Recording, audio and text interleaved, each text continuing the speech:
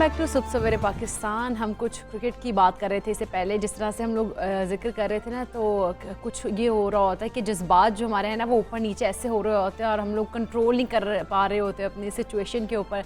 जिस तरह से इंडियंस खास तौर पर कल बहुत ज़्यादा, पहले तो बहुत कॉन्फिडेंट थे, बल्कि ओवर कॉन्फिडेंट थे कि हमें तो कोई पाकिस्तान को जीता नहीं हमारे से, तो अभी भी नहीं जीत सकता और हम जो है हरा देंगे आराम से पाकिस्तान को। लेकिन जैसे ही सेकेंड इनिंग स्टार्ट हुई है और जैसे इसके रिजल्ट आने लगा, उनको लगा कोई आउट नहीं हो रहा है, तो वो अपनी नर्व पे काबू ही नहीं कर पा रहे थे, उनके ऊपर कंट्रोल उनका बहुत ज़्यादा लूज होता जा रहा था। ये दोनों तरफ, मतलब कहीं पर भी दुनिया में कभी मैच हो रहा हो, फुटबॉल के मैचेस हो रहे हो या कोई भी खेल खेला जा रहा हो, इसमें हम अमूमी तौर पर यही देखते हैं कि जब पाक भारत मैच होता है, वैसे तो हम उसमें ये देखते हैं कि टीवी टूटते हैं, उस तरफ टूटे या इस तरफ टूटे, लोग नाराज़ होते हैं, लोग प्लेयर्स जो हैं, हम पहले ये भी देखते रहे कि भारत जब खिलाड़ी कुछ बुरा परफॉर्म करते हैं तो इवन उनके घरों के सामने जाके एहतजाज भी वहाँ पर किया जाता है, वो बाहर भी नहीं निकल पा रहे होते हैं, इस तरह की सिचुएशन होती है। तो ये क्या होता है कि हम पहले उस टीम को सपोर्ट कर रहे होते हैं, हमने मतलब कि अपने मुल्क का झंडा जो है वो ज़ेब-ए-तन किया होता है, किट्स पहने हुए होती हैं,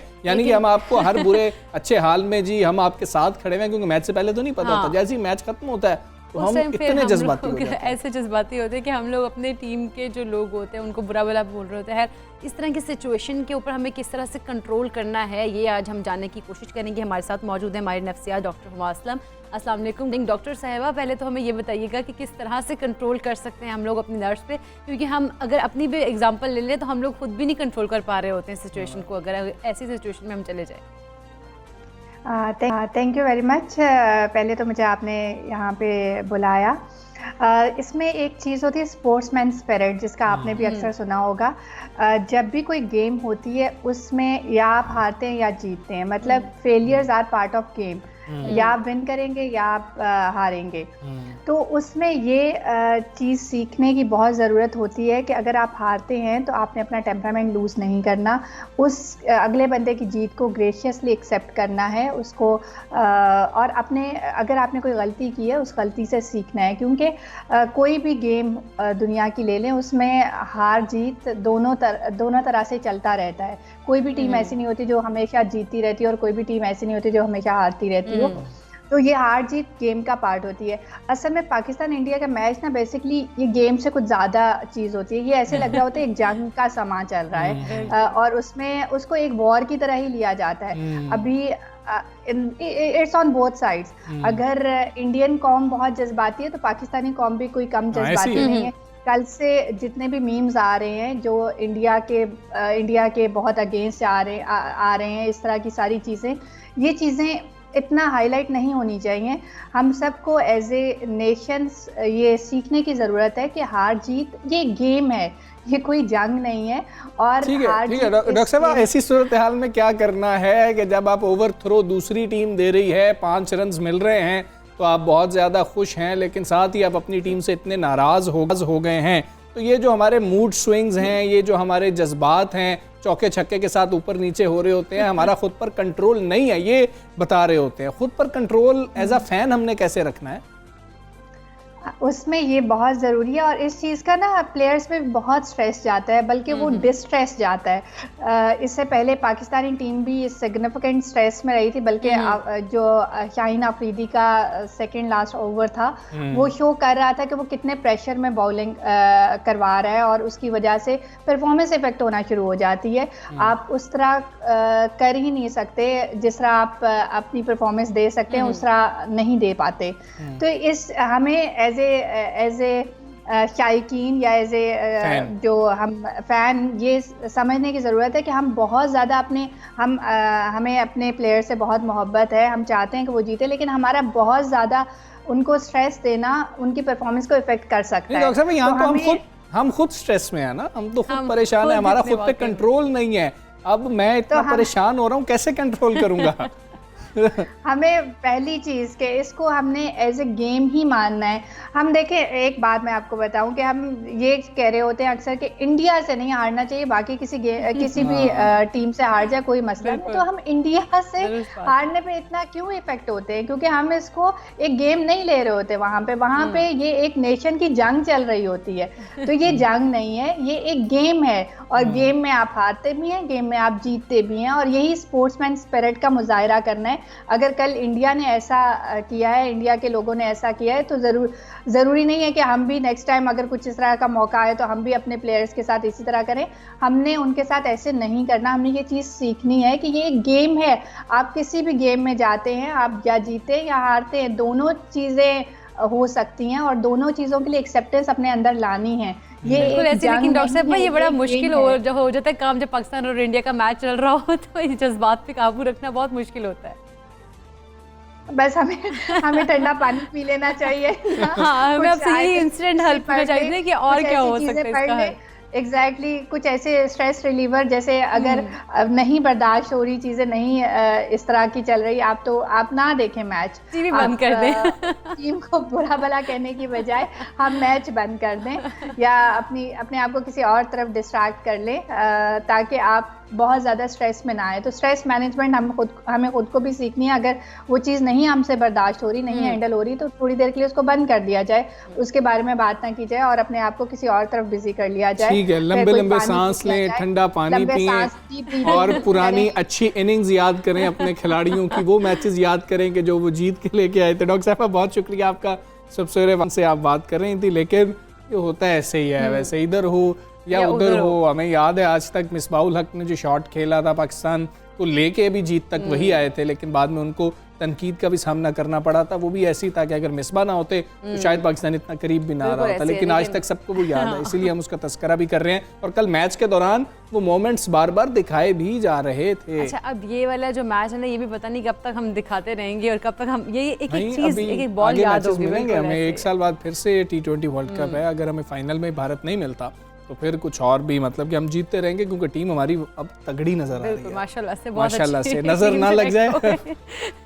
अब आगे बढ़ेंगे, कुछ बात कर लेते हैं अवाम की भी। और अवाम जो है वो थोड़ी खुशियों से ज़रा महंगाई की तरफ हम आ जाएँ, तो महंगाई का भी एक कहा जा रहा है कि तूफ़ान जो है वो आने वाला है। और वज़ारत ख़ज़ाना के ज़राए का ही कहना है कि पाकिस्तान ने IMF की बेशतर शराइत जो है वो मान ली, जिसके बाद $6 अरब के कर्ज़े का जो प्रोग्राम है उसकी बहाली का इम्कान भी पैदा हो गया। अच्छा, आलमी इदारे की जो शराइत हैं उसके मुताबिक जो ज़राए बता रहे हैं कि रुपए की कदर में कमी होगी, मज़ीद आशरा सूद और टैक्स नेट बढ़ाना होगा, निजकारी और पावर सेक्टर इस्लाहात से मुतालिक शराइत पर भी अमल दरामद यकीनी बनाना होगा। वज़ारत ख़ज़ाना के ज़राए ये भी बता रहे हैं कि $1 अरब की किस्त के लिए पाकिस्तान तमाम शराइत मानने के लिए अब तैयार भी है। अच्छा, एक जानिब हुकूमत जो है वो IMF से कामयाब मुज़ाकरात की नवीद सुना रही है, तो दूसरी तरफ मुआशी माहिरीन तबाहकुन इक़्तिसादी मुश्किलाती पेश गोई भी कर रहे हैं। और माहिरीन कहते हैं कि IMF की पॉलिसीज़ की वजह से मुल्क में पाकिस्तानियों का जो मुआशी क़त्ल-ए-आम वो हो रहा है। हाँ जी, बात कर लेंगे मेंबर मुआशी एडवाइजरी काउंसिल आबिद क़यूम सुलैरी साहब हमारे साथ मौजूद हैं। सुलैरी साहब, अस्सलाम वालेकुम, गुड मॉर्निंग। हम ये देखें जब भी IMF की जानिब से हमारे ऊपर कुछ पाबंदियां लगाई जाएं या कुछ हमारे से डिमांड्स होती हैं, डू मोर का मुतालबा होता है, किस्त हमें मिल रही होती है, तो हमें थोड़ी सी महंगाई का सामना तो करना पड़ रहा होता है। अभी ये जो मामलात हैं, आप समझते हैं कि किस्त के बाद वाकई ऐसे होंगे, मज़ीद महंगाई बढ़ सकती है, रुपया मज़ीद डिवैल्यू हो सकता है?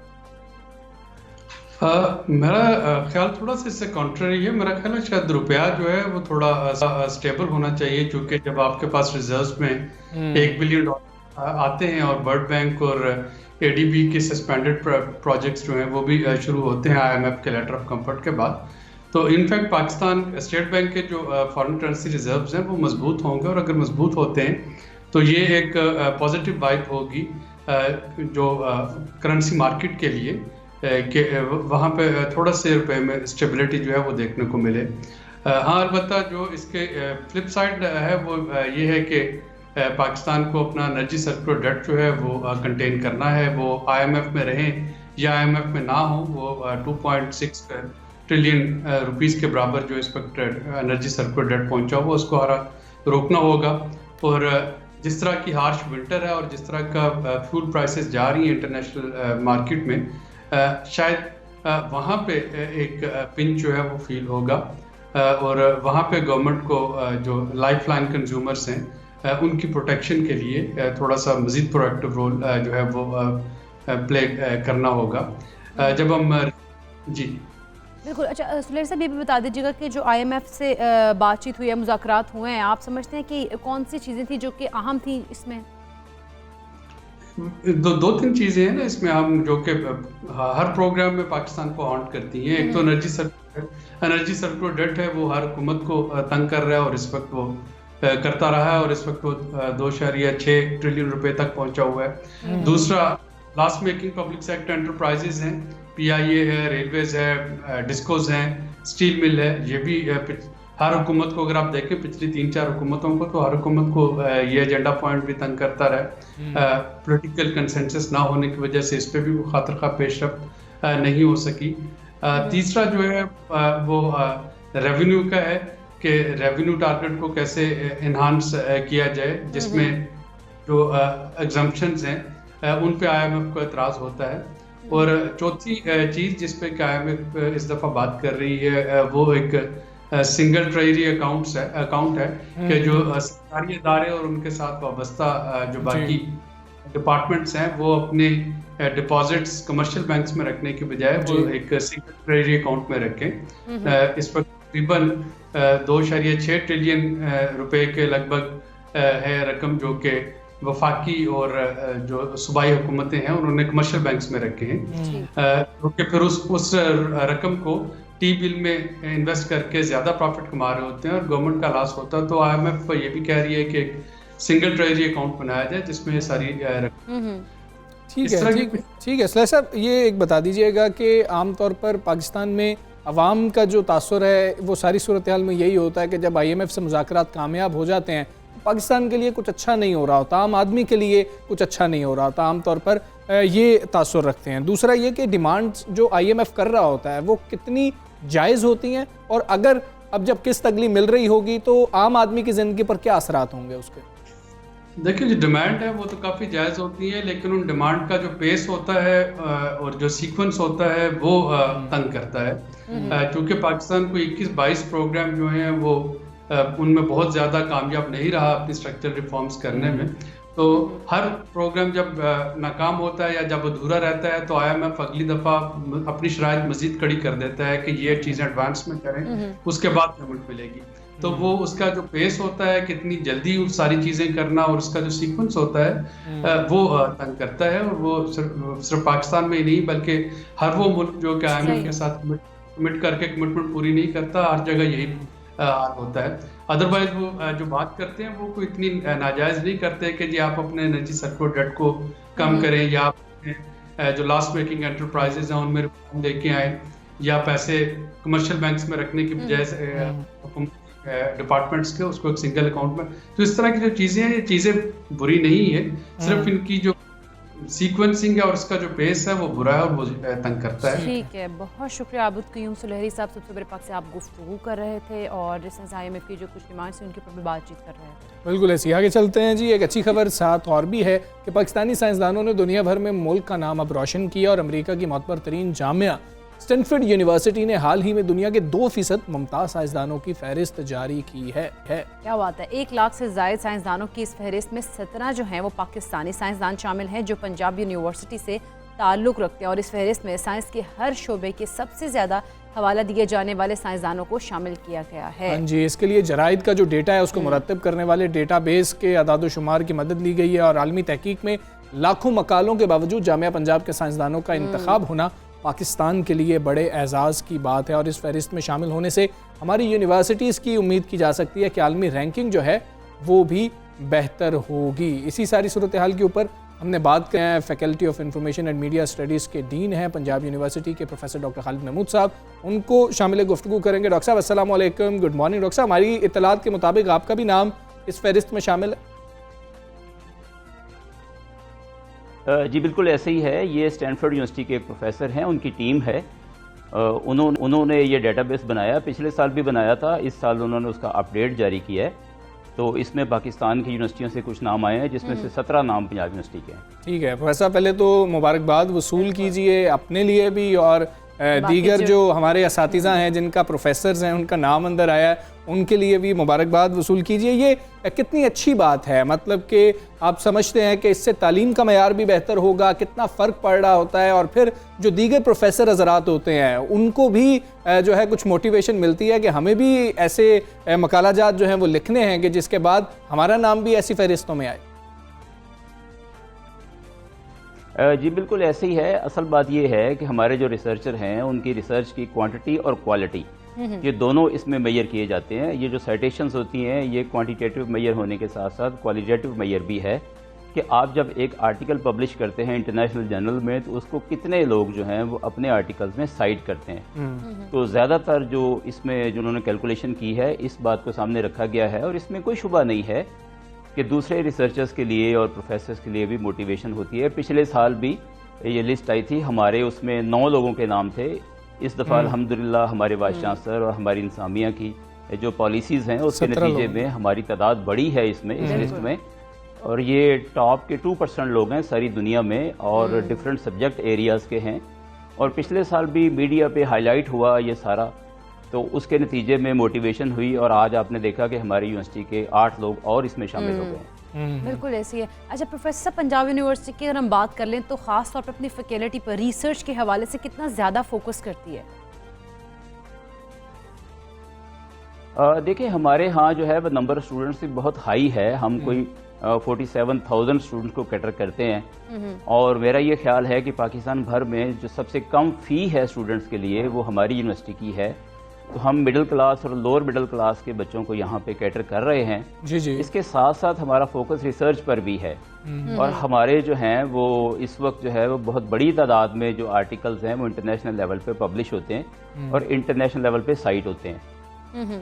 ठीक है। अच्छा प्रोफेसर, ये भी ज़रा बता दीजिएगा, तनकीद ये होती है कि पाकिस्तान के अंदर तो जी किसी को रिसर्च करनी नहीं आती है, क्यों? एक वजह तो उसकी ये है कि यहाँ पर वो रिसोर्सेज नहीं है कि रिसर्च की जा सके, दूसरा तरीक़ाकार नहीं है, वैसे प्रोफेसर्स मौजूद नहीं हैं, उस तरह का काम नहीं हो रहा होता है, ये सारी तनकीद हो रही होती है। लेकिन फिर जब इस तरह से कोई फहरिस्त सामने आए कि स्टैनफोर्ड यूनिवर्सिटी ने ये जो 2% साइंटिस्ट पूरी दुनिया से इकट्ठे की है उसमें तादाद का बढ़ना, ये दोनों भी आपस में फिर जो है हमें मैच करती बातें नज़र नहीं आ रही होती, तो क्या वो तनकीद दुरुस्त है किसी हद तक जो की जा रही होती है? देखिए तनकीद तो इस लिहाज से दुरुस्त है कि अगर दुनिया की कौमों के अंदर हमारा शुमार किया जाए तो हमारे यहाँ रिसर्च की जो प्रोडक्शन है वो बहुत अच्छी तो नहीं है, और इसकी सबसे बड़ी वजह यही है कि हम लोग फंडिंग इसके लिए कम देते हैं। यानी बैसियत कौम भी फंडिंग कम है, बिजनेस साइड से जो फंडिंग आनी है वो भी कम है, इसके अलावा गवर्नमेंट साइड से जो फंडिंग आनी है उसमें भी कमी है। तो हमारे हालात बहुत अच्छे तो नहीं हैं, लेकिन बात यह है कि पाकिस्तानी कौम अपनी सलाहियतों के एतबार से, अभी कल रात आपने देखा कि हम एक अपने से बड़े मुल्क के जो टीम है उसको हराने में किस आसानी से कामयाब हो गए। तो बात यह है कि पाकिस्तानी कौम अपनी सलाहियतों में किसी से पीछे नहीं है। और मैं एक मिसाल यहाँ ज़रूर दूंगा कि हमारा एक ऐसा प्रोजेक्ट इस मुल्क का कि जिसके लिए फंडिंग की गई और बेतहाशा फंडिंग की गई, तो वहाँ हमने कामयाबी के झंडे जो है वो गाड़े हैं। और आपने देखा कि पाकिस्तान का जो एटमी प्रोग्राम है वो दुनिया के किसी भी बड़े मुल्क के प्रोग्राम से कम नहीं है, और हम न्यूक्लियर टेक्नोलॉजी में दुनिया से बिल्कुल भी पीछे नहीं हैं। और वजह उसकी वही है कि जिसको हमने अपनी प्रायोरिटी पे रखा, अपनी तरजीह पे रखा, उसमें पाकिस्तानियों ने कमाल करके दिखाया।